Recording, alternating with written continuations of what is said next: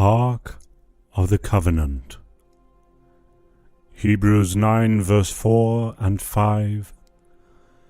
Behind the second curtain was a room called the Most Holy Place, for which had the golden altar of incense and the gold-covered Ark of the Covenant.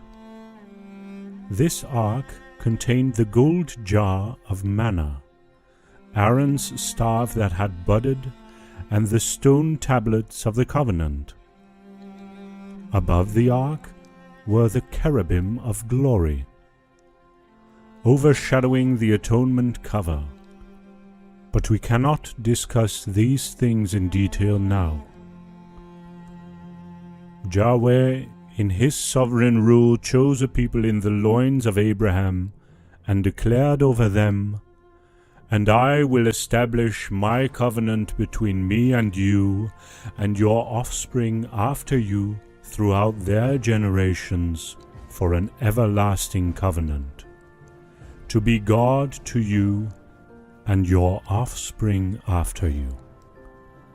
Genesis 17 verse 7. This was before Abraham had a child. God's choice wasn't based on the righteousness of the descendants, but rather on the grace and power of God to act as the sole sovereign who resides outside the bounds of creation. In the fullness of time, after establishing his covenant with these people, he crafted a system of worship as a sign of the covenant. Chief in this system was the Sabbath day.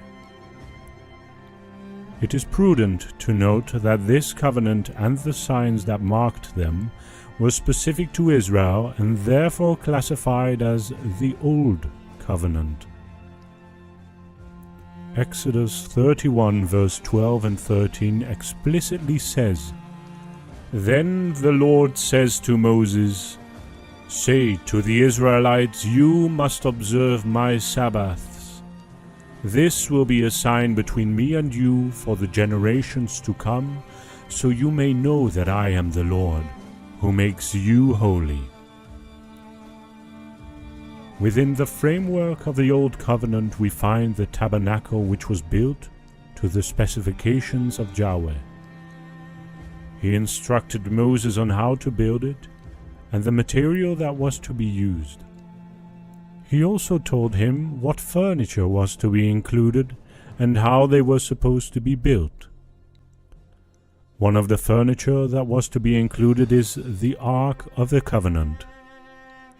The writer of the book of Hebrews pointed out where the ark was placed in the tabernacle and what was placed in it. Exodus 25 gives us the directives that were given to Moses concerning the construct of this sacred symbol. "They shall construct an ark of acacia wood, 2.5 cubits long, and 1.5 cubits wide, and 1.5 cubits high. You shall overlay it with pure gold.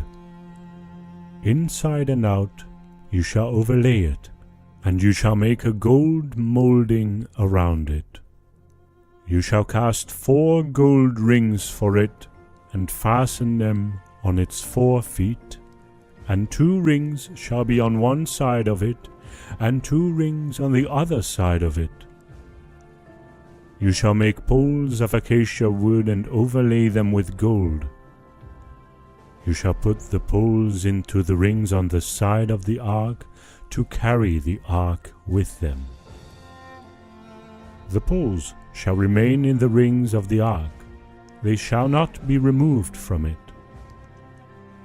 You shall put into the ark the testimony which I shall give you." Verse 10 to 16. Moses was not to deviate from these instructions. If we are familiar with the measurements used, we will be able to easily visualize the ark. The ark was to be completed with the mercy seat of pure gold, which was to be 2.5 cubits long and 1.5 cubits wide. 2 cherubim of gold were placed at the 2 ends of the mercy seat. The placement of the cherubim and their wings were given to Moses. And Yahweh declared in verse 22, "There I will meet with you. And from above the mercy seat, from between the 2 cherubim which are upon the ark of the testimony, I will speak to you about all that I will give you in commandment for the sons of Israel." Israel was to see the ark as a sign of the covenant God made with them, and as the place where God's Shekinah, or the visible manifestation of God's presence. Hebrews 9 tells us that the ark was placed behind the second curtain in the Holy of Holies. God would come down and fellowship with Adam in the garden because he was his creation. God's desire to commune with his people had not changed, but because of their sin, a system had to be created to appropriate for their unrighteousness. That was the sacrificial systems found in the Old Covenant. With this renewal of the covenant with humans, and the realization of the covenant promise to Abraham, Yahweh ensured that he would now be able to meet with his people as he did with Adam. The space between the spread wings of the cherubim would be consecrated for God. It was a place that the divine majesty saw fit to inhabit. This is a profound spatial incarnation by the omnipresent God. He chose to localize his presence in their midst for the benefit of a people who had turned from him. We must not miss the power and awe-striking marvel of this representation. The eternal God who is not constrained by the existence of time, the infinite God who is not bound by the constraints of space, the transcendent God who dwells above and beyond all space and time, and the immense God who fills all time and space, condescended to the weakness of his people, and became manifest for their benefits in one locale. This God is not bound by time, but he bound himself to the time-bound experience of his people. This God is not bound by space, but he bound himself to this box. He is above all creational constraints, but he bound himself to them. He is everywhere, but he was there. Ligonier.com from Daniel Hyde. The presence of the Ark of the Covenant assured people that they would be recognized as a peculiar nation that belonged to Yahweh. In Exodus 33, Moses was sent on a mission to up to the land I promised on oath to Abraham. Yahweh promised to go only with him, but he beseeched God to go with all of Israel so they would be distinguished from the other. If your presence does not go with us, Moses replied, do not lead us up from here. For how then can it be known that your people and I have found favor in your sight, unless you go with us? How else will we be distinguished from all the other people on the face of the earth? Verse 15 and 16. The ark was not meant to be used as an omen of superstition, but the Israelites sometimes missed this and tried to manipulate Yahweh to fight on their behalf in 1 Samuel verse 4. It wasn't the first time the ark was being taken into battle. Joshua used it in the war of Jericho, and we know the outcome was in the favor of the Israelite ark.